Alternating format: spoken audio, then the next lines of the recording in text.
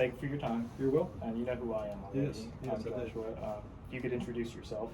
I am Rick Wallace. I am the Associate Director of Evidence and Outreach for the Quillen College of Medicine Library.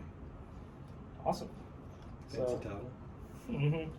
So, first thing I want to talk about has to do with your title. Yeah. Your CV is available online, and I was looking at that. And you have a lot of different graduate degrees in a lot of different disciplines. So I want to know what convinced you to be involved in rural community health specifically out of all of these different differences or different Well, I have 2 seminary degrees, so I Mhm. thought about doing some kind of ministry, whatever thing, and was doing training in Memphis and got a job in the medical library. And so that seemed to fit more of my basic abilities and skills and so on. So I moved in that direction. When I started up here, I had a colleague that was working on a master's in organizational management, and I just kind of did it for something to do. But I had a plan.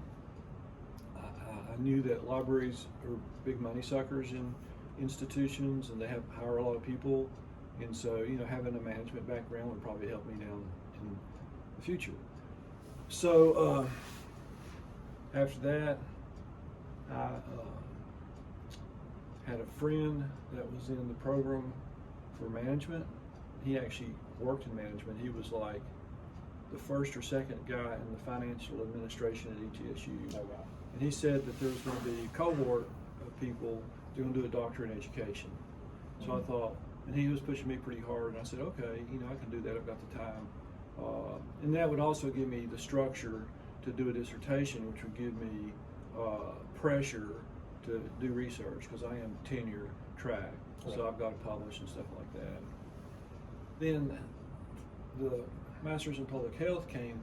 By then, I'd been hired into ETSU, been here for several years, and it was off a grant that came through ETSU though, and it was called an Area Health Education Center. And the focus was to help rural hospitals in any way possible. Right. So a lot of it was for like access to information, continuing education opportunities, and so that was federally funded. The federal money ran through here, but just to keep ETSU from pirating all the money, they set us up in an office in Greenville. And my job basically, well, as it turned out, I kind of got to create it because nobody else knew what I was supposed to do, and I was the first one. So I would just go to hospital to hospital to hospital, clinic to clinic to clinic in very rural areas and see what their needs were. And I was able to set up some agreements with hospitals to help bear whatever costs we might have to provide services for access to journal literature and training. And I got grants. I bought a bunch of physicians, I won't say smartphones, because back then when I first started, they were personal digital assistants, which was basically a smartphone, but your phone was separate from the device and stuff.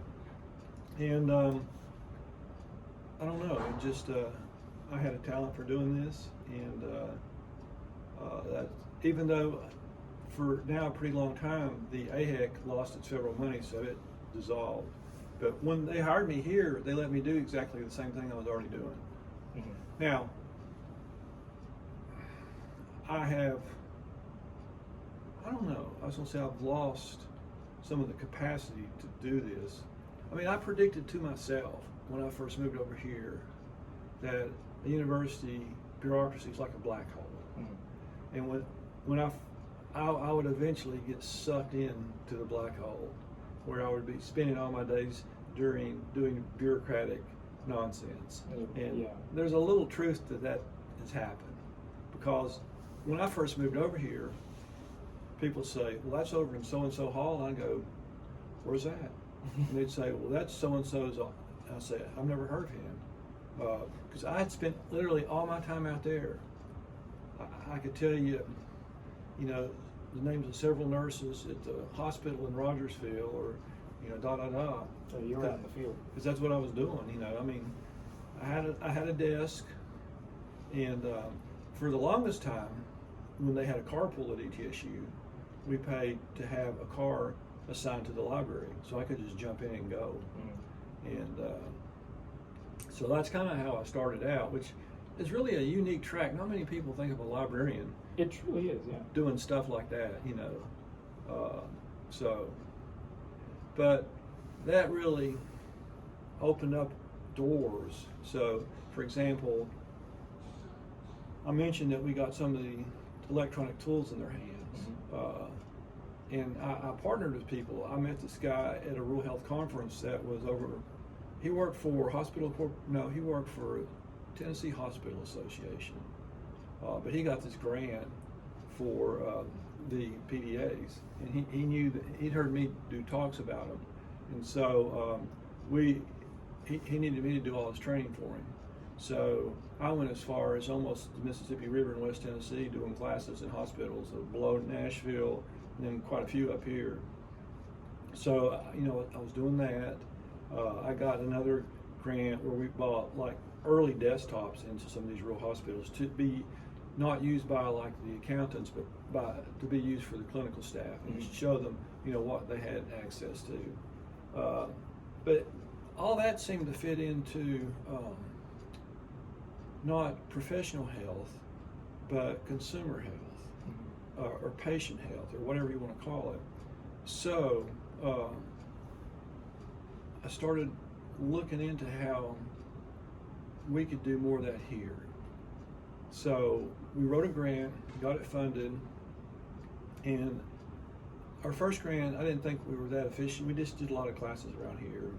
A lot of it went to the salary of hiring a person to work full time and stuff. But then we got a smaller grant, and I had the idea of, there's public libraries everywhere. I think right now in Tennessee there's at least one in every county, just kind of like public health departments. People like public libraries, they trust them. They're a little skittish sometimes about using the public health department. People from the outside will think they have an STD or something like that. So we found out that the National Library of Medicine had developed this series of classes for public librarians. They were 3 hours each. So we got money that provided for travel and printing, stuff like that. And we started kind of barnstorming the state. So for probably over 4 or 5 years, we had 4 classes that were 3 hours each.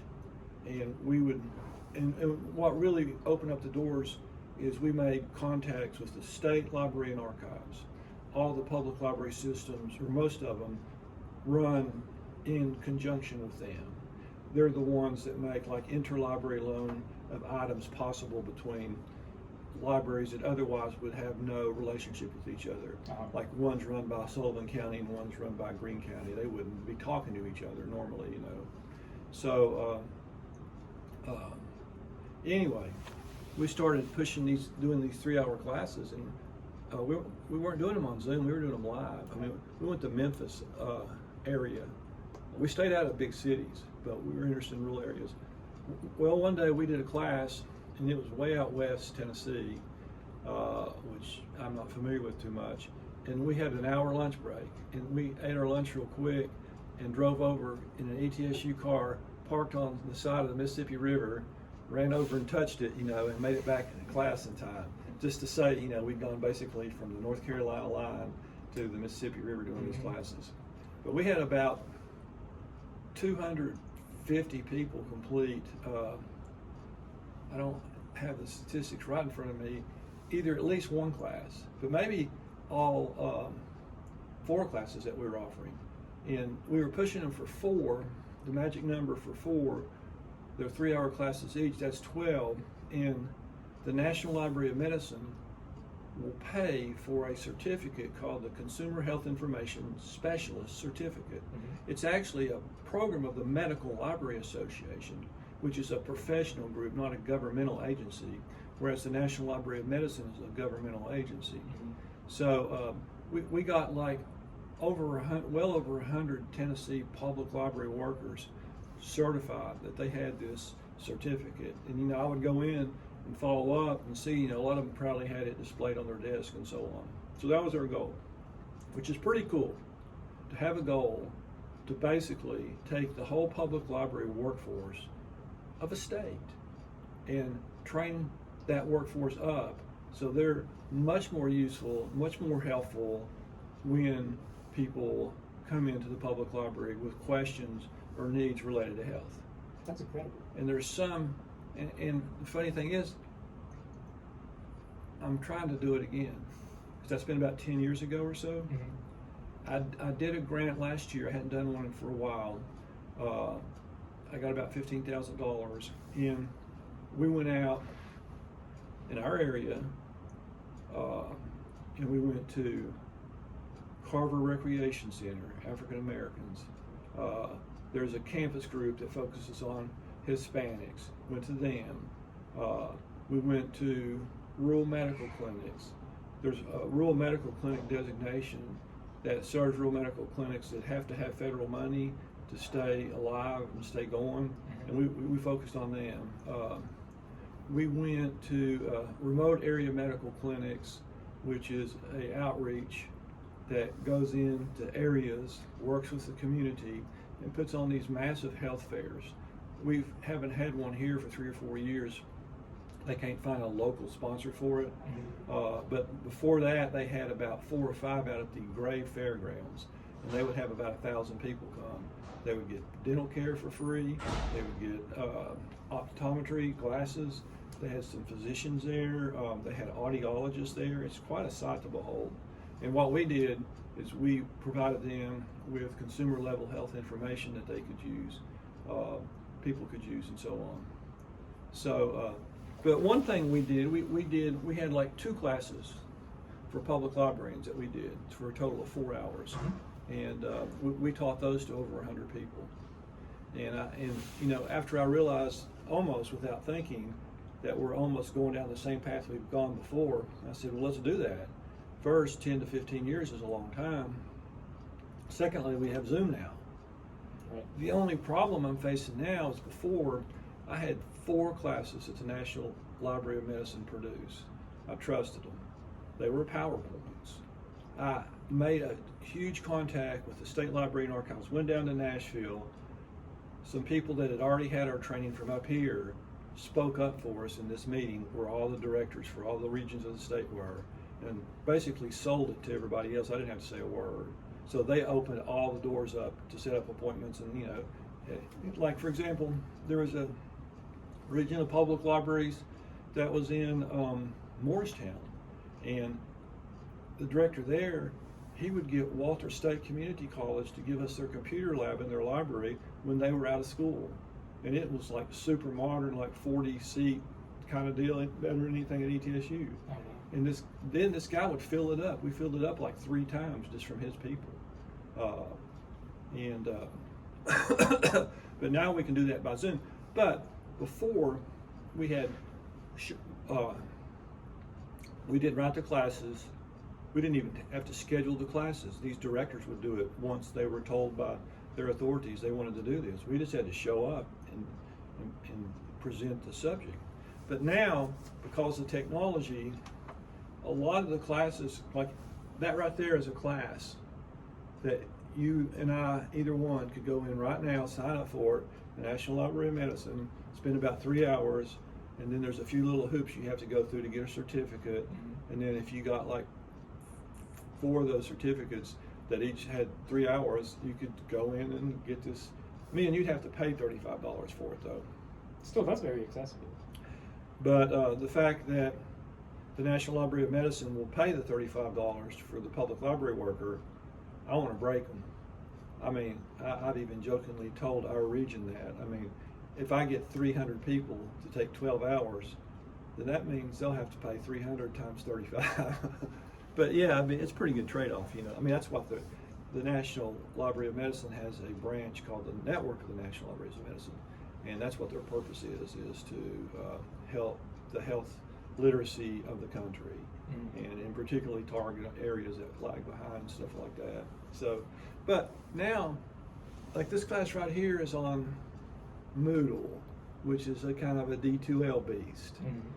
So if I just told the whole state of Tennessee or the lady in Nashville, that'd be a better example, to do a bunch of classes on Moodle, I don't know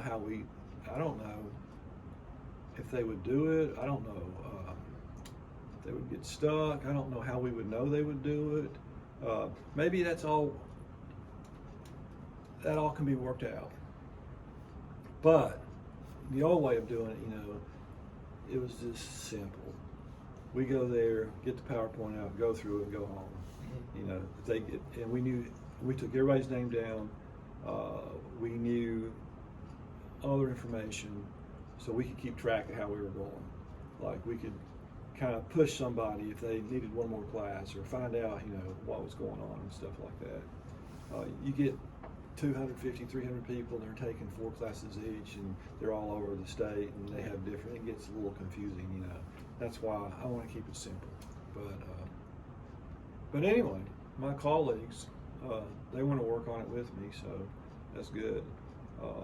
And I've actually talked to people on the national level that work for the National Library of Medicine. They have a national office in Utah, and I think I asked them if I could come work out there, but Salt Lake, skiing. But I know how much you love to ski. Yeah. So anyway, so I'm a librarian, but I do all this outreach stuff. I mean, it's in my title now. What is it now? Some kind I didn't make my boss made it up. Evidence and outreach or something like that. Yeah. So. Excuse me, I'm going to clear my throat. Yeah.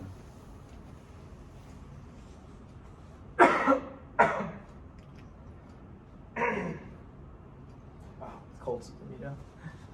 I'd offer you some water, but I don't have anything in the refrigerator. Definitely cold season. You really read my mind with some of the interview questions that I had. I figured I would, yeah. In order. So you've talked about a lot of your projects that probably got you nominated for the Rural Health Association of Tennessee's Rural Health Professional of the Year in 2021. I don't know if you ever look yourself up on Google, but that is the first thing that comes up when people search for you. Well, it's pretty cool because that's produced by the Rural Health Association of Tennessee. So I've been on their legislative committee, I've been on their awards committee, I've been on their conference planning committee.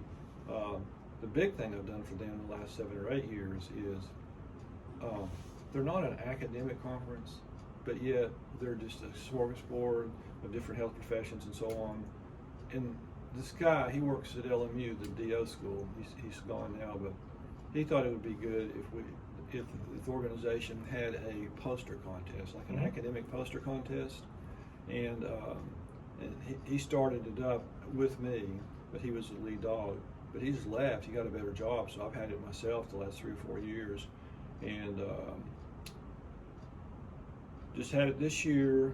We had 54 submissions. We put them in 4 categories, like undergrad, masters, like 1. Second would be like medical students, pharmacy students. 3 would be like postdoc residents, and 4th would be faculty.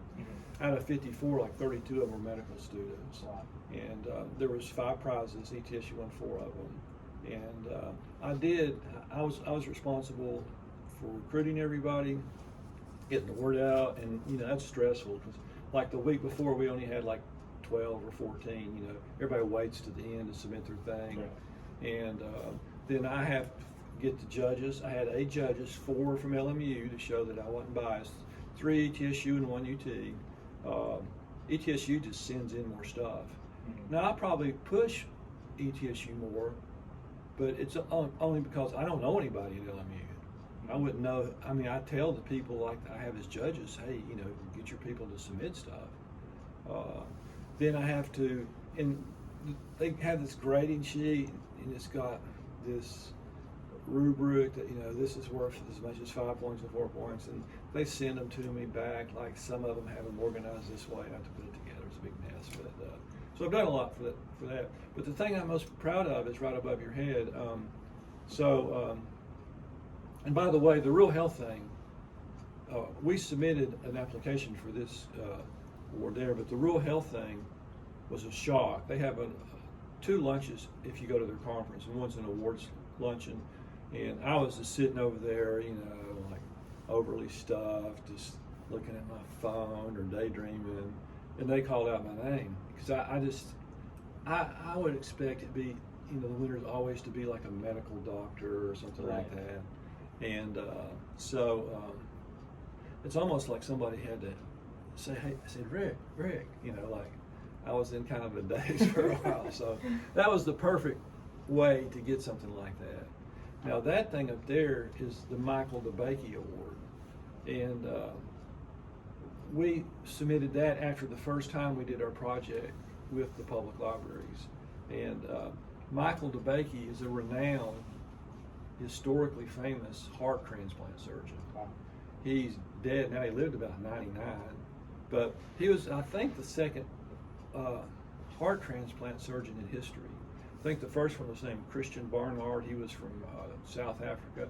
I may have this mixed up, but DeBakey started a very famous heart clinic in Houston, and there's another famous heart clinic in Houston too. That guy was his underling, his trainee, but he matured in his own right, and they both were these famous surgeons, and they both were arrogant as can be, and they broke apart, and went off their separate ways, and now there's two great heart clinics in Houston. But how he's tied into library outreach is when he was, I don't know if he was in World War II or Korea, but he was in the service, and a lot of doctors do that so they get their tuition, their medical school costs paid for. Mm-hmm. And he had a job, I think, in the office of the National Library of Medicine. Back then it was almost called something like the Army of the Surgeon General. It was like still attached to the military, this greatest biomedical library in the world. And maybe through that he knew some people in Washington, because that's where the Library of Congress, or National Library of Medicine, is in Bethesda, basically DC. And he pushed something to make the current National Library of Medicine happen. So they got out of the bill that was passed, they got a new physical building, mm-hmm. and they separated and made it part of the Public Health Service, not as part of the U.S. Army, and which really opened it up to grow. And so he set this award up because, the guy was probably a bazillionaire. He had the money, and he was always fond of libraries. And there was in the 60s, there was some legislation that even increased further the role of medical libraries in this country, and I think he was behind that too. I think the one in the 50s he got involved in, he or some friend of his had actually done like a surgery on either the House or the Senate Majority Leader, the House Majority Leader, or the wife or the spouse, depending on if they were male or female, and used that connection to talk to this person who was really powerful in the Congress and knew how to manipulate people, because it was really closely debated, to have this new National Library of Medicine. So, but anyway, so that is an award given out, not even every year, for outstanding service to rural underserved areas. And it was in Washington, D.C., which I just was at Thursday, Friday, Saturday, and Sunday, mm-hmm. for a conference from the Appalachian Regional Commission. And it was on a restaurant's roof that looked right over Pennsylvania Avenue to the U.S. Capitol building. And it was a $10,000 a plate. Now one for me. It was a fundraiser for not the National Library of Medicine, which is a federal agency. Nobody raises funds for the government, mm-hmm. but they had a friends group that allowed whatever. So, and the other winners were Sanjay Gupta, the CNN health correspondent. Right, big guy. He's a neurosurgeon, and then a U.S. representative from Maryland, mm-hmm. some Emory researcher that was the greatest HIV researcher in the world. And I'm thinking, what am I doing up here? But it was a library event, so I said, and I got my award last, So I was nervous. I thought, I'm going to just jump off the wall over in Pennsylvania Avenue in front of a truck, But by the time they went through all the other speeches and stuff, I said, this is a library thing. I'm the last one. That must mean something. So I'm just going to go up there and say whatever comes to my head and have fun. I didn't do too bad, I don't think. So yeah, I mean, stuff like that's affirming. It's really good. Mm-hmm. The problem is you can start believing your own press releases, you know, and the reason that's dangerous is because you're a human being. You like accolades, and that can be good for you, you know. It can bolster you or whatever, but it can also cause you to be lazy too. And like I used to tell, you know, coworkers here, like when we did long projects like the one with the public libraries and stuff, it wasn't finishing that was satisfying. That was kind of disappointing because you were really enjoying what you're doing and you couldn't do it anymore, you know. Mm-hmm. So the thing is to stay engaged, and you don't want anything to slow you down or cause you to lose momentum or cause you to, you know, I mean, you don't have time to do that like when you're in a nursing home or something like that. That's what I want to do is keep pushing. So, you know, one thing I do, Elaine Evans that works here, African American woman, she's dead now, but I through her got into doing a lot at Carver Recreation Center. Mm-hmm. And so for now the last 5, 6, 7 years, I don't know how many, I have been going out there on Fridays, and there's a group of anywhere from 5 to 15 African American women who come out on Fridays, and they have a class where they do exercises, but they do them in a chair so that a lot of them are too frail to stand up. They even have walkers. And then they come to my class and then they get fed. And so I've really gotten interested. And then for a while I was going out to Thankful Baptist Church, which is a very prominent Black Baptist historic church. And I was doing the same thing there. And so like back in October, I was involved with a health fair out there. We had pretty good success for that. And so that's an area that I'm really interested in now, and I wish I could run into more ETSU people. I mean, I go out there, I don't ever hear or see anybody like doing anything else at Carver. But yeah, you know, it serves an underserved population. It's not but like a mile from here. And the guy who's the leader of it's awesome. He's been working there for like 40 years, and he's just Mr. Energetic, and he's a really cool guy. So that's frustrating, you know, like even when I was doing all the outreach to all the rural hospitals, you know, I think in my ideal world, I would see somebody else from ETSU every now and then, because there would be other clinical departments or other health schools. They would be out fulfilling our mission to not only teach but to serve, you know. But we had it even with the medical group. Like I would come and do a talk for their medical doctors.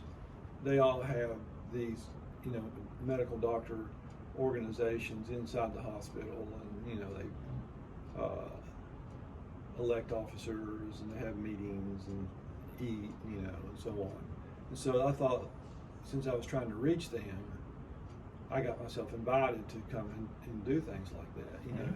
And a lot of them I say, well, what do you need? I don't know if I can provide it or not, but you know, I'll listen to you. And they said, well, we'd like more continuing education, you know. And I would come back and talk to the clinical departments, and I wouldn't get a single response. There was even a webpage at one time where people who were ETSU medical faculty listed what areas they would do stuff out in the community, but we never got anybody that would actually do it. And if they did, they wanted to be paid, you know? Come on, man. I mean, you're making a ton of money as it is.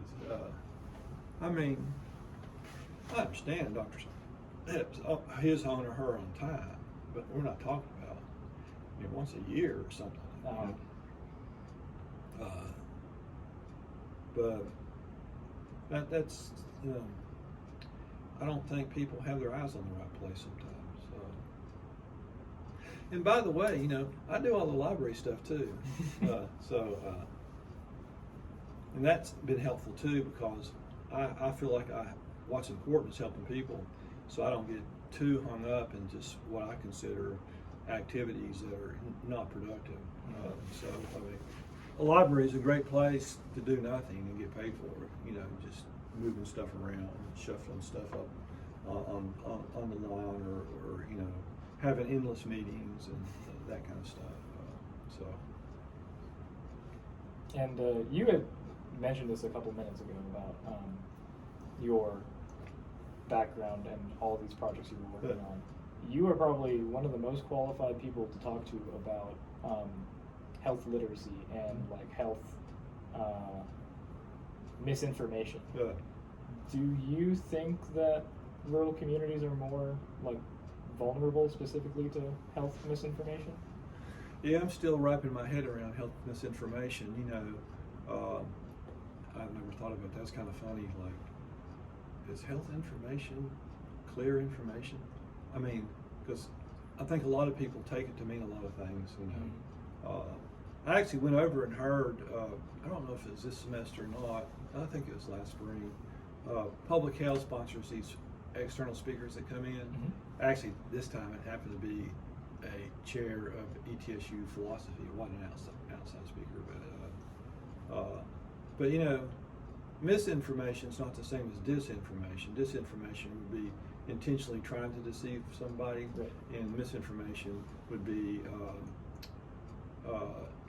not knowing, you know, believing in what they're saying is true.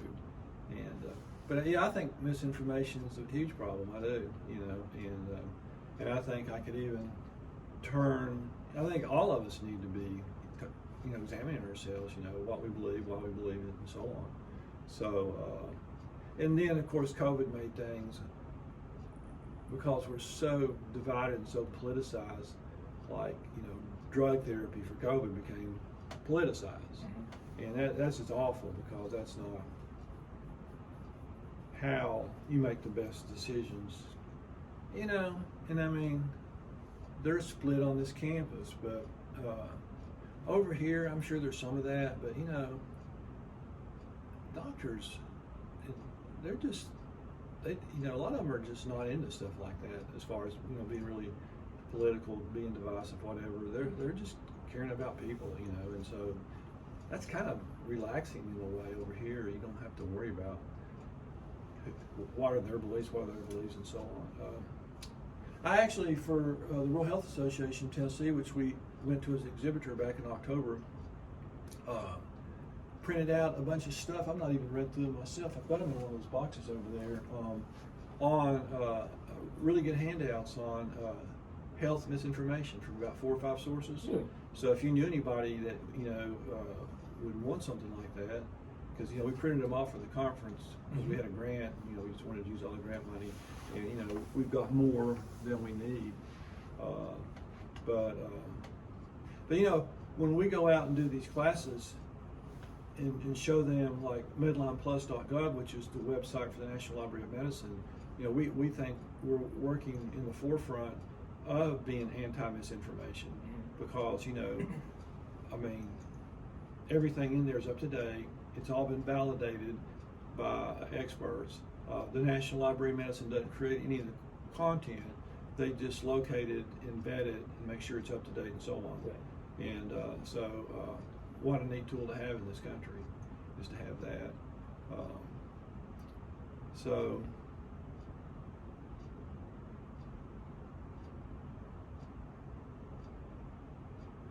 I'm trying to think. But I mean, you know, I'm an information professional. Mm-hmm. You know, that's the fancy word they call librarians. So obviously, misinformation is very important to me. So I think about running out of steam on that. And health literacy is another big topic in our class, and I think that it's kind of a difficult thing to address, because academia, especially like in like sciences like medicine, it's at such a highly articulate and specific level, and the research is like almost impossible to read to anyone that's not already researched in it. It is, yeah. It's kind of hard for people that want to, like common people that want to figure out Right. ways to be more health literate Right. to like interpret that, or even just like understand what their diagnosis is from the doctor. So there's a really fine balance between, you don't want your doctor to be like to dumb it down Yeah. for you, but you also don't want to be intimidated by really, really advanced medicine and research and all of this. So Yeah, I mean, there for a while, health literacy is a really big thing in medical librarianship, and I went to a lot of really good stuff, you know, 3-ring binder kind of stuff, and or something like that. You can process it all, and but then things kind of then ebb a little bit too. Like health information, then kind of like misinformation is really big, and that's kind of like you don't hear as much about it. But health literacy is huge. I mean, you read these statistics that say health literacy causes the country like billions of dollars because people don't do the right thing, and so how can we address that? I mean, Medline Plus again is one tool that we can definitely do that with. But I mean, even when I go to my doctor, sometimes and part of it's just when you change to the patient, you kind of like your brain freezes up and stuff. I mean, I don't think I'm always that health literate. Sometimes I think I'm more health literate than he is, but we won't go there. So, one of the things in teaching health literacy is, and I had this as a class for the elderly black women about 2 or 3 weeks ago, is how to talk to your physician. Go in there, pre-write your questions out. Don't leave until they answer them. If they don't say they don't have time, set up 2 appointments back to back. And health literacy problems hit underserved people even harder. Exactly. I mean, there's a huge problem of just being totally illiterate in medicine. There's probably 7, 10, 12, 20% of all patients, just depending on where you are, they can't read it all, but they're shaming that, so they're not going to let you know that. And yet, and then the industry though, the healthcare industry is so awful. I mean, I have an electronic EHR, but it's kind of clunky and I don't use it. But if you go to a health literacy class, they'll show you these prescriptions, and they're vague. You don't know what 3 times a day means. They'll have it where somebody thought in the morning they get up and take 3 of them. And it's supposed to be, meals or whatever. Right. Stuff like that happens all the time. So, what do you do? So, I mean, the healthcare corporations, the Balance, the Holston Medical Groups, Pfizer, all these groups, they're morally obligated to make sure that people get communicated with, and people can understand. Like when I worked with public libraries out there, most of them just had a high school degree, but they weren't dumb. They're smarter than I was, and they just didn't have the opportunity, to do that. And so there was this guy. He was an MD, PhD from Vermont. He got his degrees in the 60s, and he started going and gathering data on how people got treated. And so I think he first did tonsillitis. Way back when, every kid had their tonsils taken out. Now they know there's no reason to do that. And he would go to the town of Vermont, and like high percent of kids had the procedure. He'd go to another town in Vermont, totally identical in demographics. And I've walked across Vermont on the Appalachian Trail, and it's all the same, believe me. And very, it'd be total opposite. And when he pushed, he found out it was just personal preference. So he came to the conclusion that medicine in the U.S. is just practiced based on personal preference. So then he got where he started using, because there's no U.S. database. The closest thing is it's the Medicare database. So I mean that's biased towards the elderly, but he that's publicly available. So he started examining all the Medicare for the whole country and he found the same patterns. Like he found this town in Texas that had a heart catheterization rate for almost like crazy amount of percentage of people, and then another one where, you know, same population, same economics, same everything, and it was the opposite. It was a very low rate of heart catheterization. And funny enough, the one with the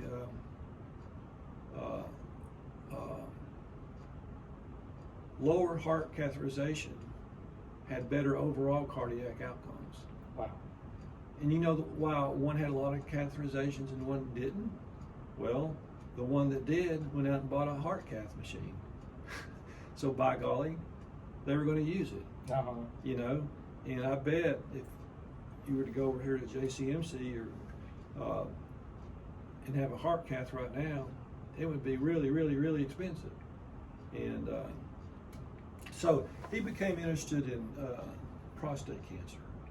That's kind of an old man's disease, sort of. And there's a group that says if you just do watchful waiting, because it's such a slow cancer, particularly if you have an onset and you're older adult, it's no harm because you'll die of something else before you die of prostate cancer.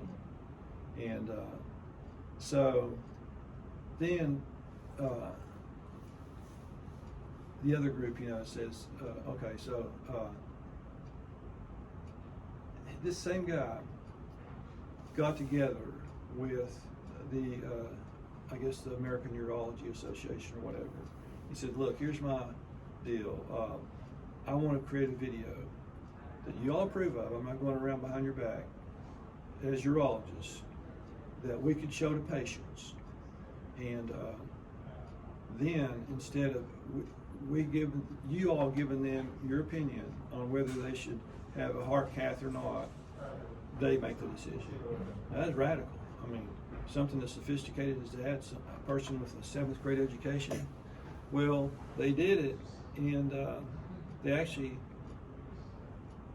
had a much higher success rate than when the urologists were making the decision for them. Right. Which means they were comprehending the video. I mean, yeah, you can make it incomprehensible if you want to, which I think they do a lot in medicine and stuff. So then the same guy, he lobbied in Congress for this to be a national style of medicine, like some kind of law that would make this widely utilize this idea. And it was actually passed, but there was a group of lobbyists, of course, there's always a group of lobbyists, that I don't know if it was like a urology group or whatever, they thought they were going to lose income or whatever, but after it was passed, they made sure that no funding was attached to it. So, and then after so many years, bills, unless they're renewed, will just peter out, you know. So it never got a hold like it should have, as a example for us as patients to follow. So I mean, that's a really practical application to health literacy. Mm-hmm. I mean, how it can make a major change, and it's very possible. So I don't think that guy's still alive. I used to have his book up here on the shelf.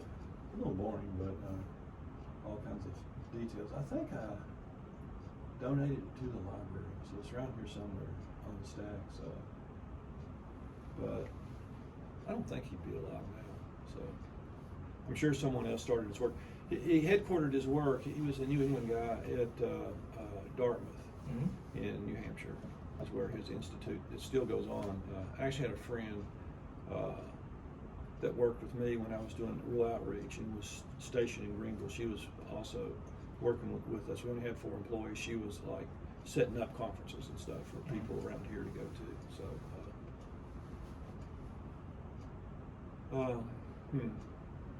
well, why don't you go?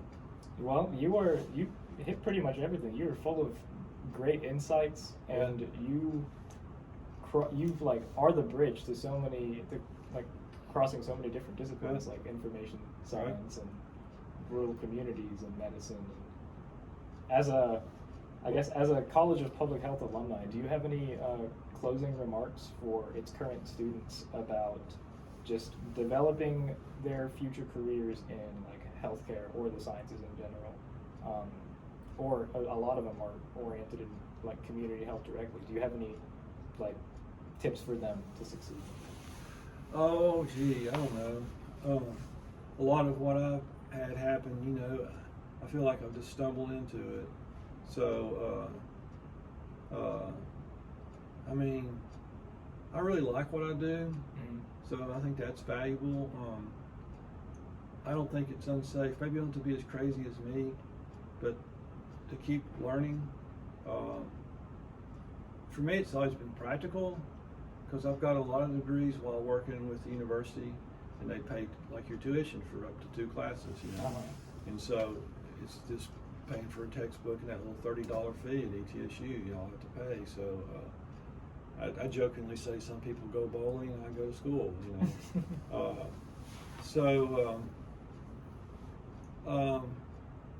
I would tell them to realize that they're in a really good school there. I think maybe all the programs I've done, that one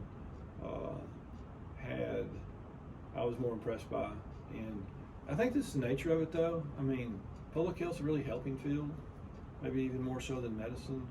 I heard this guy, he's now the director of the public health program, I think in Alabama, for the University of Alabama. But apparently it's been around in public health. Like it says, when you do public health, you're doing the work of God, you know. Well, you can kind of feel that way because, I mean, you know, public health likes to brag about how in the 20th century, the longevity from like 50 to like 70 something is only about 15% caused by clinical medicine. It's mainly caused by public health. Immunization, safer workplaces, safer pregnancy, safer car driving, and on and on and on, are what has caused us to live longer, not clinical medicine. So, you know, in a great field, heck, you know, medical librarianship's a great field. Maybe that's something they've never thought about. 3-year master's degree, you can do it online from UT. You know, be involved in things, no matter what you do. I mean, get involved in RAM clinics, get involved in some place like Carver, come out and help me at Carver. Don't just do stuff that's, you know, part of your job. And then another thing is like work with people, because public health, like we don't have like necessarily a lot of our own literature or a lot of our own anything, because we exist. Part of us is clinical medicine, a part of us maybe is, you know, information, part of us is, you know, other healthcare fields, you know, physical therapy or occupational therapy or whatever. Really, almost everything can be made in public health. So, you know, don't stay in your silo. Because I know a lot of people in public health. Because of that, a lot of the doctoral students who write the scoping review come to me for help. And I always wondered, how do they not even know I'm over here? You know, well, they pass it on by word of mouth. And a lot of them that we have in the DRPH program are Africans, and I really like Africans. And one of them will tell the other one, you know, and they'll call me and say, "Hey, Rick, can you help me?" And I say, "Sure, you know, I'll help you." But technically, the information care of public health is under shared library, but it really fits more over here. That's why I've always argued that ETSU needs to designate a health sciences library, and it would serve the rehabilitation school, the public health school, nursing school, pharmacy school, medical school, or whatever. Anything else, I don't think I've left anything out. We don't have a medical school here.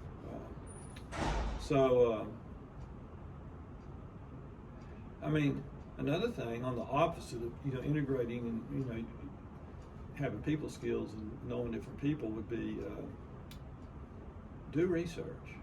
You know, research can be anything. It doesn't have to be, you know, that or there. You know, I mean, qualitative research or whatever. But a lot of the degrees that I've taken and stuff are just to force myself to learn new research concepts. When I did my master's in management, they made us do a thesis at Tuskegee, and I did mine on the information needs of rural physicians in Northeast Tennessee, the area I was working in for the AHEC, the same county. So it worked really good. When I did my dissertation, I did it on information needs and information behaviors on medical residents. I was working with our 9 residency programs here. I'm almost embarrassed to tell you this, but now I'm halfway through a master's in Appalachian Studies. And you can write a master's for that, and I've thought about doing a thesis on the intersection between public libraries in Central Appalachia and health. I think I've got all the components there. But like, what role do they have now, if any, and what role can they have? I mean, I've read somewhere that like 20 to 40% of questions that come into the reference department in libraries are health related. A public library could support, like if there was a health fair done in their community. A public library could support, like, say somebody had a mammography truck or a optometry truck or some kind of a mobile clinical. There's a thing in our area called Appalachian Miles for Smiles. This guy's Frank Waldo. I know him. He used to be, he was Mr. Ram. But he actually came over here and talked to me and Aaron because we bought him about $1,000 of handouts to give at his clinic. But he has I guess it's an 18-wheeler converted into a dental clinic that has 3 chairs. And I think he has it, and so he goes around into rural areas and has times to set up, but he needs electricity. So often he'll set up as a church, or but like a public library would be a good thing too, because you could tap into their electricity, and they probably have pretty sophisticated instruments on board, and then you could open the library's bathrooms to people that needed a restroom. So I mean, there's lots of ways that public libraries can do stuff. I feel like they should partner with the public health department. I've always jokingly said I'd like to get the director of the public library and the state librarian, I think is the title, both in Nashville, together for lunch and say, look, y'all can help each other. You both have outposts in every county. You got all this expertise at the public health department, but they probably feel more comfortable in the public library than they do with you. And so work together, so that'd be some of what I would say to the public health student. So, well, thank you so much for your time, Yep. first of all, and thank you for just being so passionate in what you do, and for bridging together all of these otherwise separate disciplines. Yep. Thanks, man.